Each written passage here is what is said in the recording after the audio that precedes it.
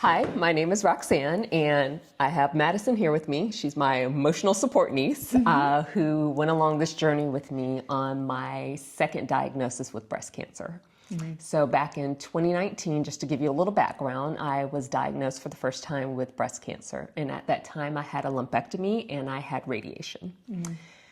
Fast forward, I was on the tamoxifen, I did everything I was supposed to do, and going in for my normal checkups, they had an item of concern that they wanted to watch.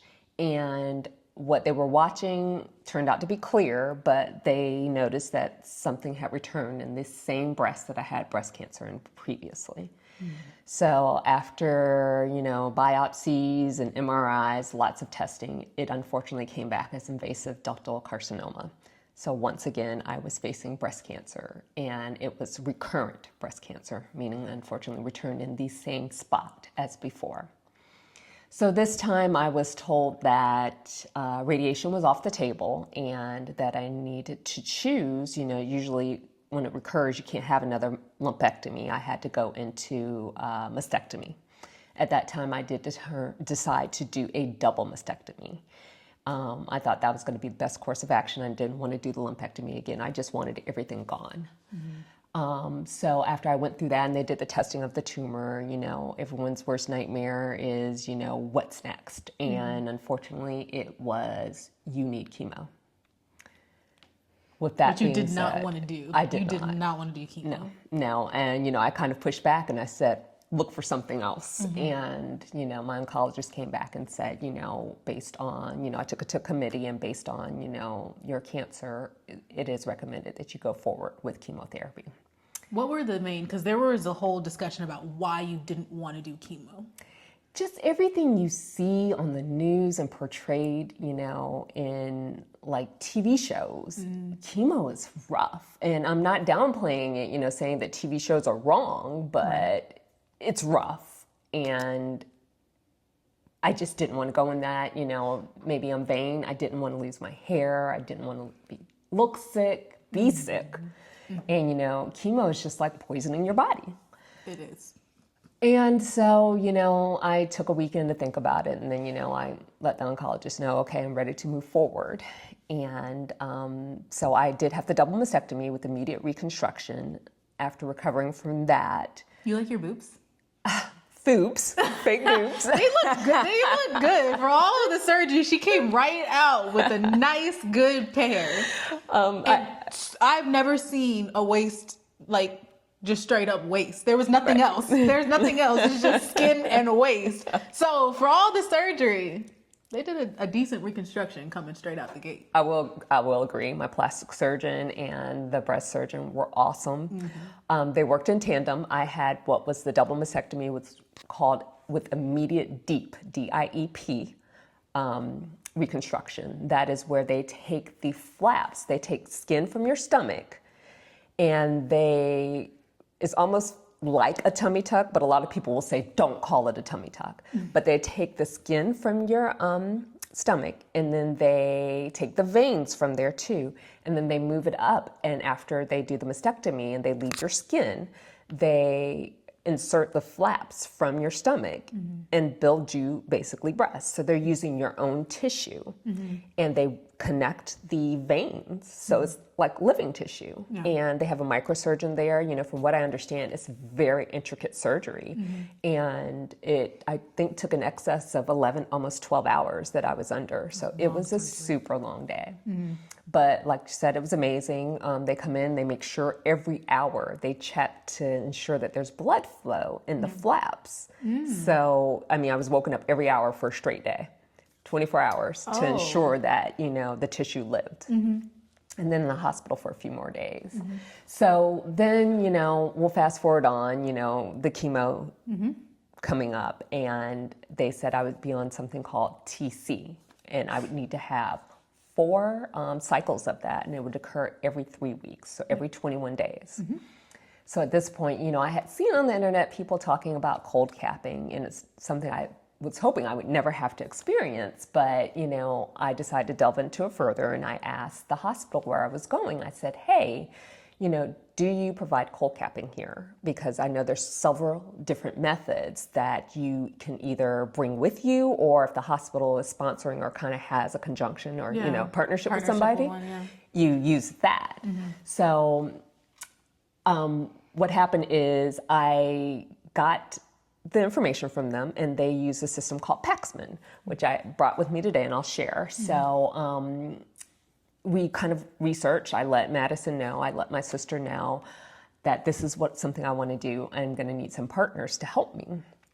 So you go in for a cold cap fitting at the doctor's office, and you kind of get fitted for this inner cap as well as an outer cap, because you want it to have good contact on the hair, because you wear this during your chemo. On your scalp, yes. And so in doing this, I searched the internet for people that looked like me to see what kind of results they had. And I couldn't find a lot of African Americans that were doing this.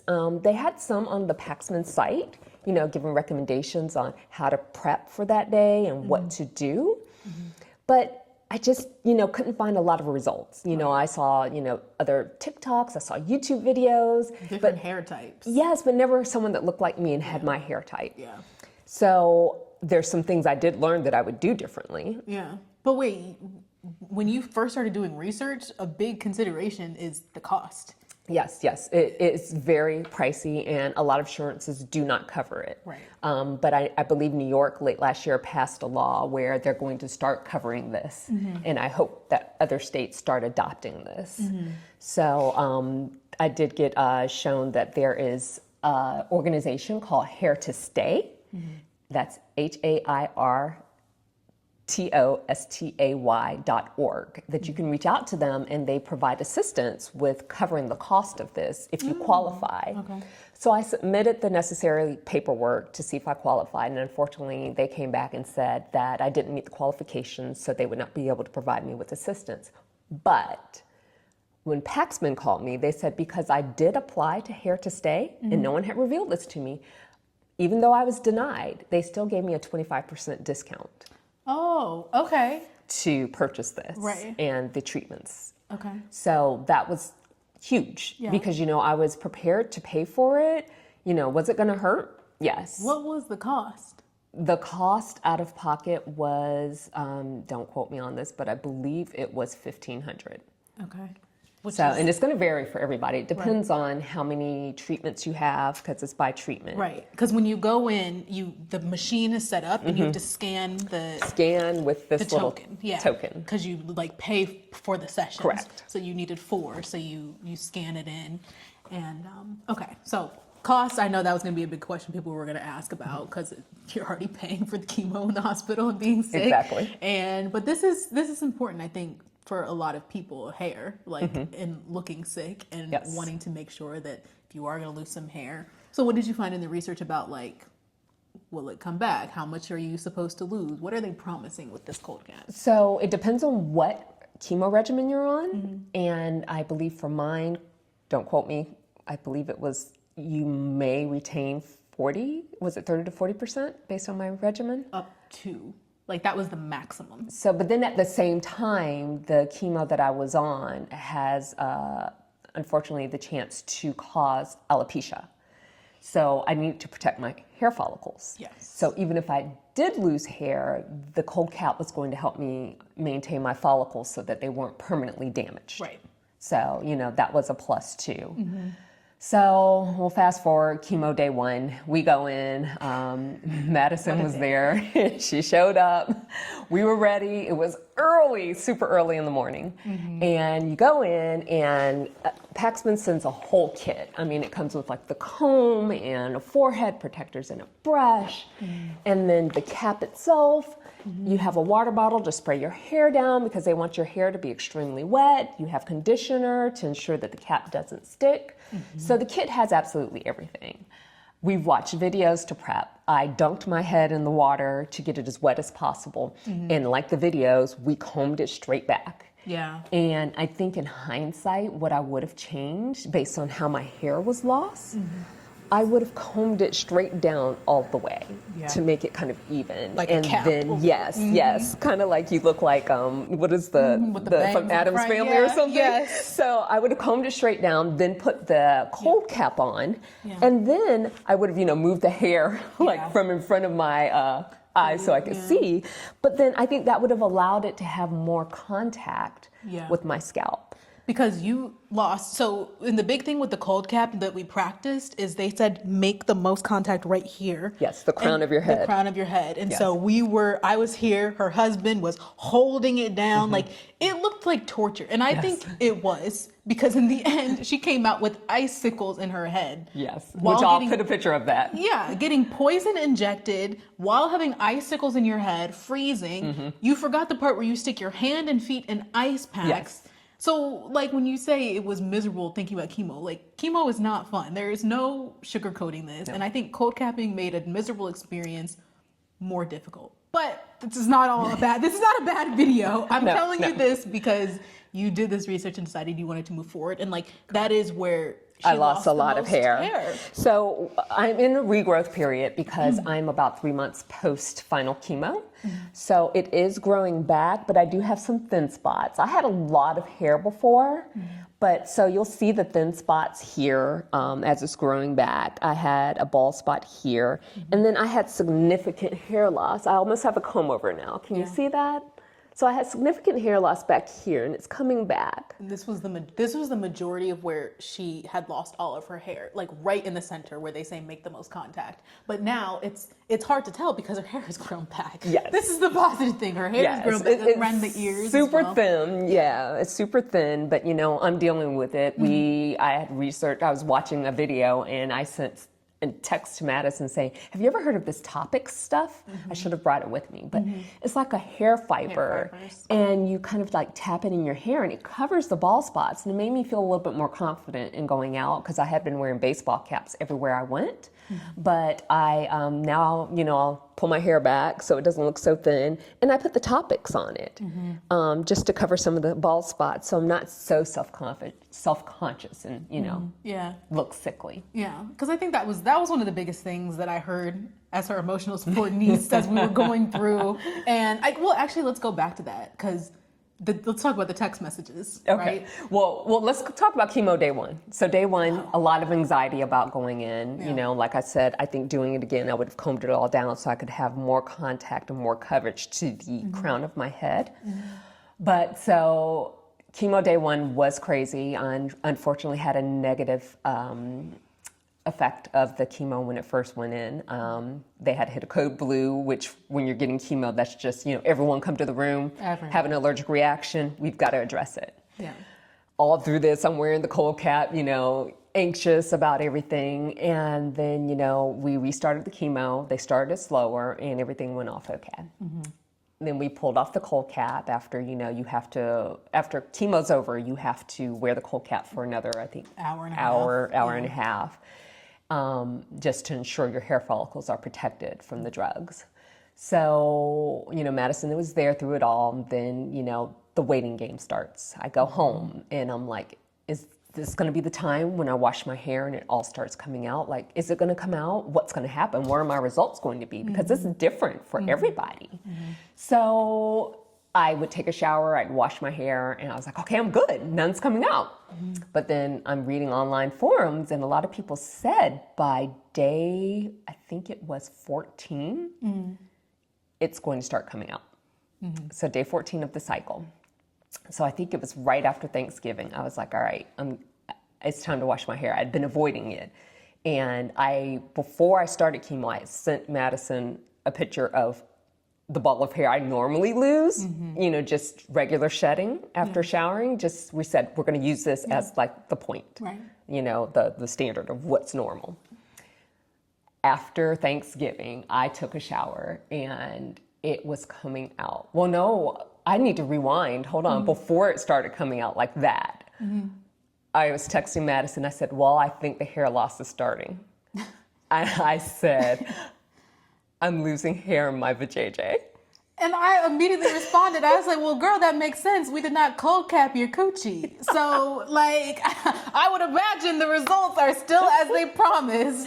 Like, we were trying to preserve the hair on your head. You got a free Brazilian. So, it was starting, but that was your first indication. Yes, that was my first indication that the hair loss was coming. But I was like, okay, maybe that's just there. I'm going to lose it, which, is okay. Fine. Fine. You don't have to pay for a Brazilian. Right. Not that I go get them often, but but yes. So I did have to laugh, at that conversation, but brought humor to the whole situation. But so then after Thanksgiving, I started losing hair. It was coming out in massive balls, and of course I'm sending this to her, live from the shower. Here's a picture. And here's all my hair. And I'm messaging her back, right? Because I'm trying to be like, okay. And I think one of the biggest things I could say if you're somebody who's supporting somebody going through this process is to acknowledge the feelings. Like, I think, and I don't know if that helped you or not. I don't know if it would have helped you if I was like, well, it's just a little bit, or it's not that much. Because there were people in our family, especially, and like family is much harder, right? That were just like, it's fine. And I'm like, well, or you could say, that's as scary. This is your hair. Yes. It's a lot. So what I tried to do was be like, all right, that's a lot of hair, but we knew, what did it promise? I kept going back to, what did it say? Yes. Keep up to 40%. And so then I'd be trying to measure with her, like, okay, how much thought? And I think in the end, I feel like she kept 40% of her hair. She had kept all the hair around the perimeter, but it was hard. It was really, really hard watching and going to the shower and the anxiety of going to the shower. And then many times I'm like, do I just quit? Do I just, go ahead and cut all my hair off? Like, what do I do?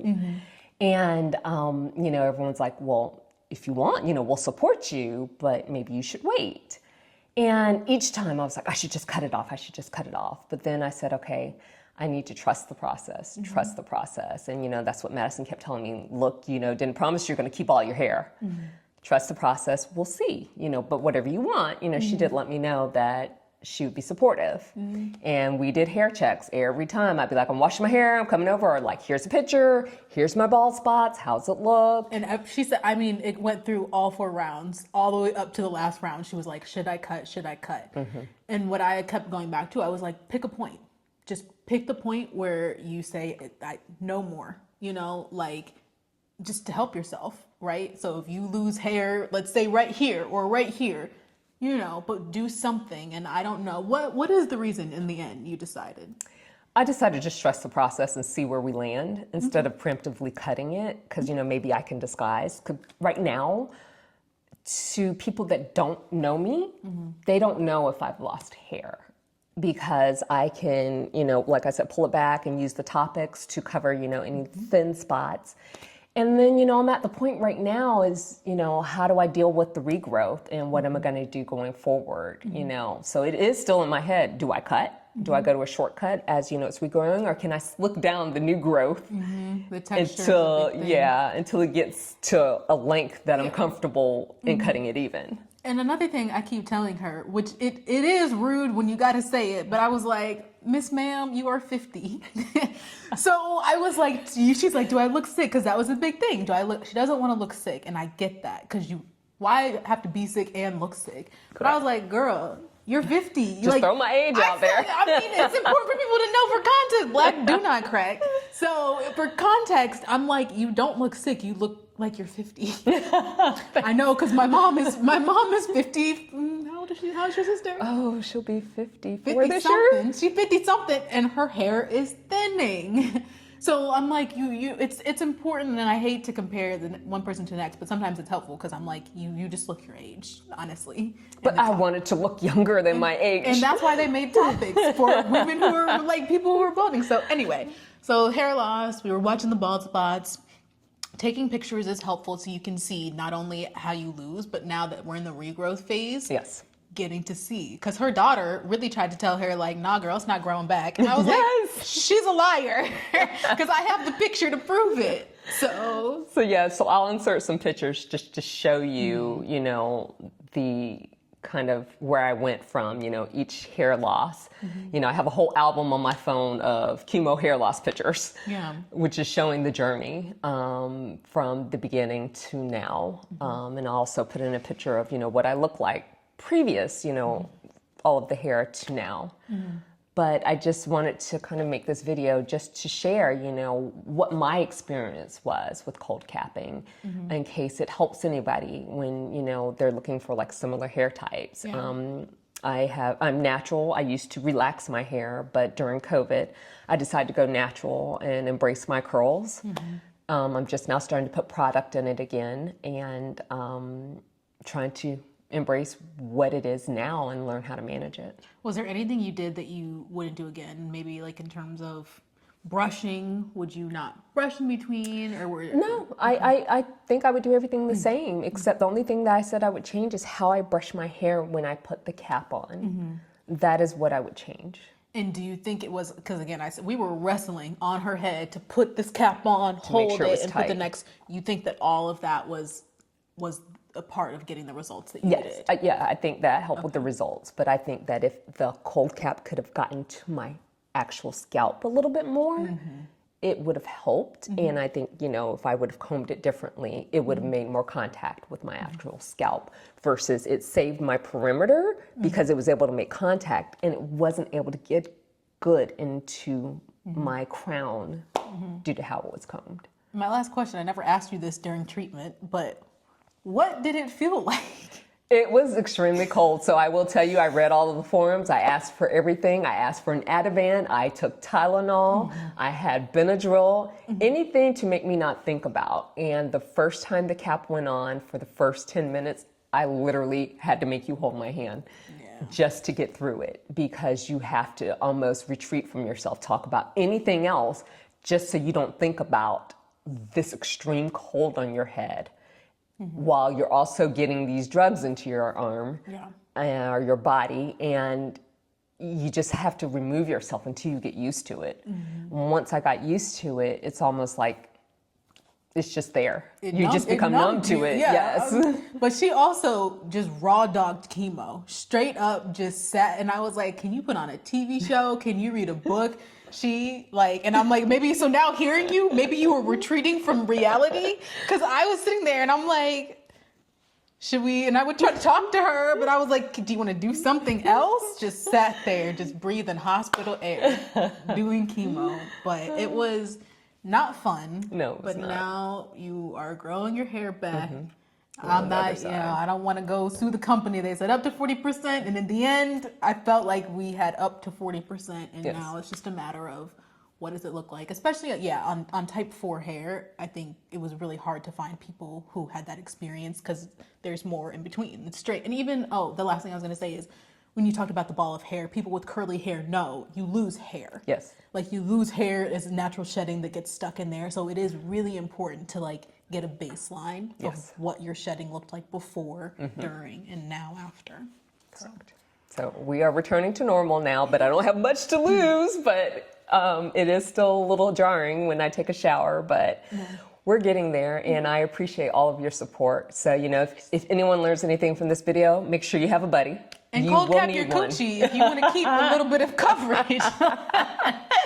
That's it. That is it. So thank you for listening to me today and my cold cap buddy here. And I'm losing her. She's leaving me. I am. But feel free, if you have other topics, leave comments here under the video for things that maybe you want more information about. I told her we could make a long series of videos about. We could. We'll splice ourselves together. So, all right. Thanks for watching. Thank you. Talk to you later.